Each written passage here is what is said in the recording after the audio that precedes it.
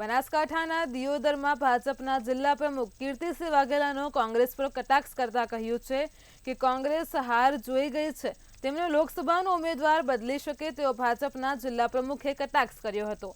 વધુમાં કીર્તિસિંહે કહ્યું કે કોંગ્રેસને હાર દેખાય છે, કોંગ્રેસને જ્યારે હાર દેખાય છે ત્યારે હતાશ થઈ જાય છે, તેથી કોંગ્રેસના ઉમેદવાર બદલાઈ શકે। બીજી તરફ સોશિયલ મીડિયામાં પોસ્ટ વાયરલ થઈ રહી છે કે ભાજપ લોકસભાના ઉમેદવાર ડોક્ટર રેખાબેન ચૌધરીને બદલી શકે છે, ત્યારે કીર્તિસિંહ વાઘેલાએ કહ્યું કોંગ્રેસ બદલી શકે છે, ભાજપ નહીં।